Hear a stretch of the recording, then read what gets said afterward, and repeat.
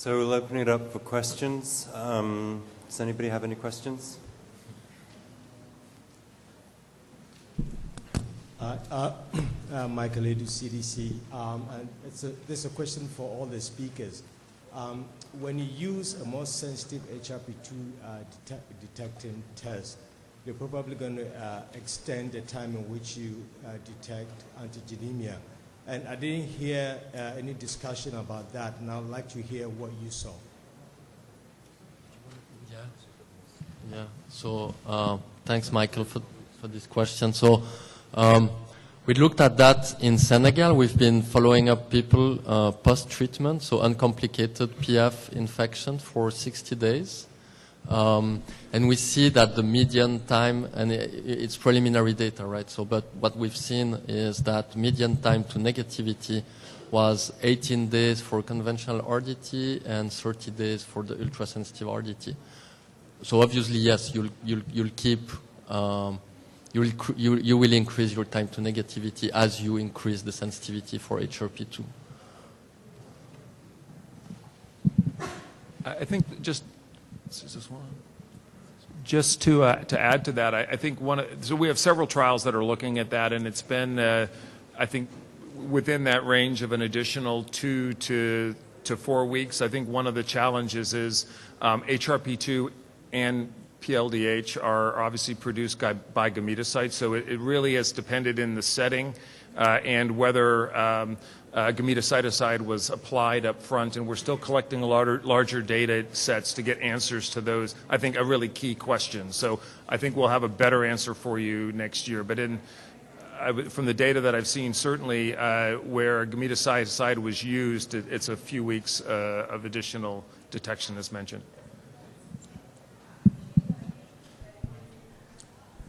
Hi. Yeah, thanks for your presentations. This question is probably more for you, Scott. Just from like a product development perspective, I think one thing that would probably be very nice is the ability for people or families or households to maybe self-test. And I'm just curious, to what extent or how long do you think we'll probably get to having a product where individuals can actually administer these, at home? Thank you. That's a great question. I would say I think it'd be one that I'd certainly, I think it's a good question we should ask to our larger audience, and as we sort of evaluate what would be the use case around that, I'm just trying to envision how one would best use that, because if you were from a public setting, you'd either then have to go and get medication. I think it becomes a really more interesting question in the setting of Africa, where let's say you're using pre-referral rectal artesunate. And would that drive how you might use that sort of a product? And I don't think that's really a question that we've asked. So I think this is one area where, again, maybe cell phone technology and other things could help us to try to be able to know how to interpret those results. I think today we're still quite off from having a self-test that I think would be easy and reliable to interpret, given the fact that it usually does take at least a little bit of practice to be comfortable interpreting the current formats that we have. I don't know if Xavier, if there's anything else you would like to add to that? Yeah, no, I agree. I think it would be great to be able to have a considering there is a lot of self-treatment, I think self-testing would be the way to go if possible. But yeah, it's a complex thing.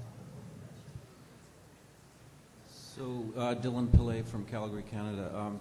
So if you look at the diagnostics landscape, essentially for microbiology, we're moving from culture-based methods from antigenic methods to nucleic acid methods.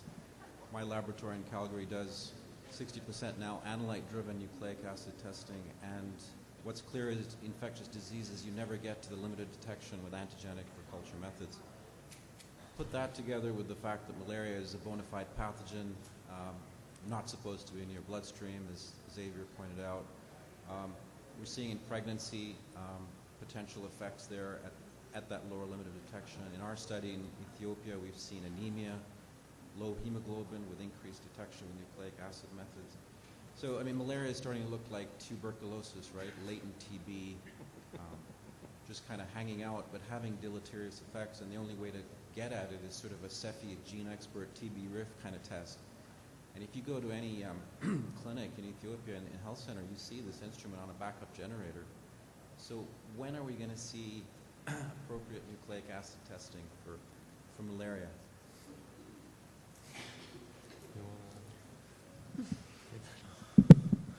I'm not sure I'm the best person to. It's a great question. I'm not the best person to answer that. I will say that the Diane Worth last night in her talk, looking at where genotyping is going. I mean, there are actually portable genotyping machines that could easily run in a similar sort of format. I think there's still a huge issue around cost. And I think that's fundamentally going to drive, again, this is essentially a rural disease. And so, could you do it? Yes. I mean, can countries afford to train and operate that at a level below either a regional or a national reference laboratory? I think are the key resourcing questions that I would see. Yeah, maybe just to comment on this also. Essentially, I think it would be ideal to have, something nucleic acid based, highly sensitive. But I think we have to keep into consideration where we're coming from, right? Where essentially most of the treatment were presumptive, right? People showing up with a fever, you would give an antimalarial. So I think having RDTs in the first place was already, instrumental in moving away from this, and for people realizing the importance of diagnosing.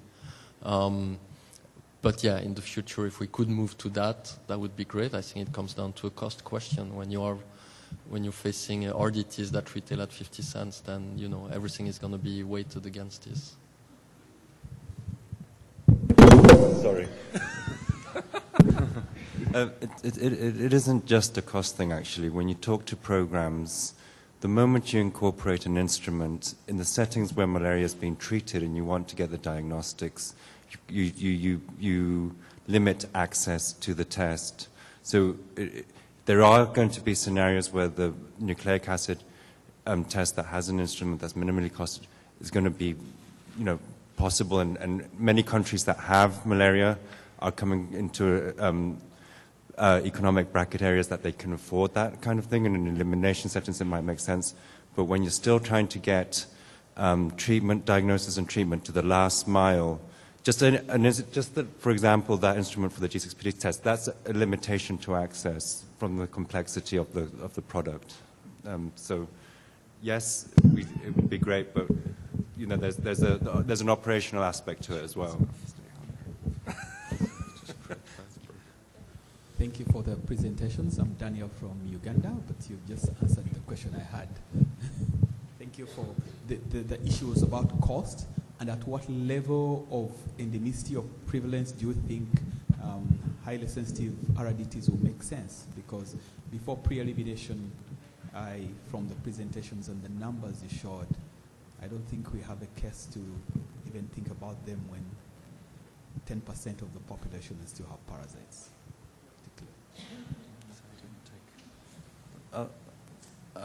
I'll answer a little bit, and then Hannah, maybe you can add.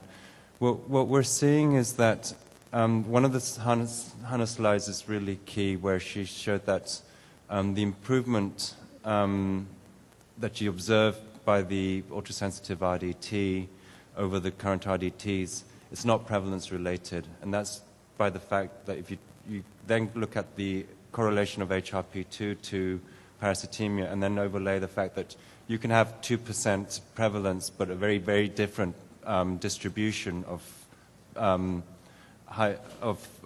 parasitemia in that 2% prevalence, that all impacts what your improvement is. So I don't think we can answer that yet. What's exciting is that there's a lot of data being generated, and Hannah's already assembled a lot of that, and we'll be able to answer that better. But I think it's not going to be a very simple answer. I don't know if you wanted to add to that.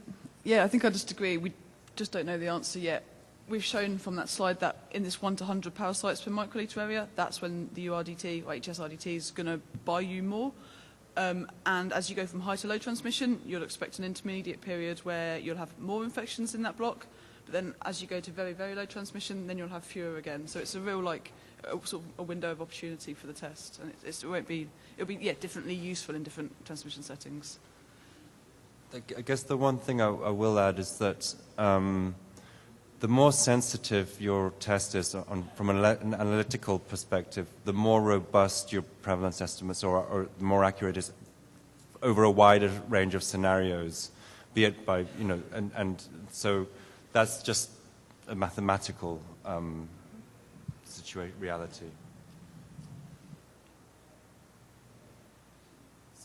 Hi, I'm Matt Plachinsky from CDC Malaya branch.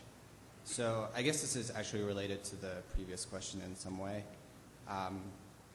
In reaction to the findings that rapid diagnostics tests have variable levels of detection, from a monitoring and surveillance point of view, you know, right now, most of our incidence estimates are based on RDT positivity collected through routine data. And increasingly, prevalence estimates are also largely being derived from RDT prevalence data from household surveys. So when you look at that in the context of variable levels of detection of RDTs, you start thinking that there might be a bias introduced when you introduce different RDTs, whether across different surveys or within a country. So a very simple example is if country A all of a sudden buys the next round of, in the next round of procurement buys one of the better performing RDTs, all of a sudden you could see an increase in incidence just because you're picking up more of these lower level infections. So I guess my question is there a role maybe for trying to estimate the lower levels of detection of these RDTs routinely so these RDT results can be interpreted in context? Thanks. Yeah, well, I think it's a good question. So for sure, if you use different RDTs, you're going to get different results if you do cross-sectional survey and do active case detection. That might not so much be the case if you do passive case detection, because you would expect that all this infection you would see in principle by all the RDTs that show good performance at 200 parasites per microliter. Whether there is a need to benchmark all RDTs below that at this stage, I don't know. I think this is an open question. So far, there is only one product that has intended use that is for active case detection in asymptomatic population. So I think benchmarking this product is important. I think if additional product with the same intended use show up, there will be such a need. And also with modelling, I hope we can, like, if you have an understanding of the transmission intensity, the seasonality, when you're doing your samples, we can actually make estimates of saying if you switch to HS-RDT, you'd expect an X% increase in cases, and then we can use that to sort of understand the bias that we're seeing in the data.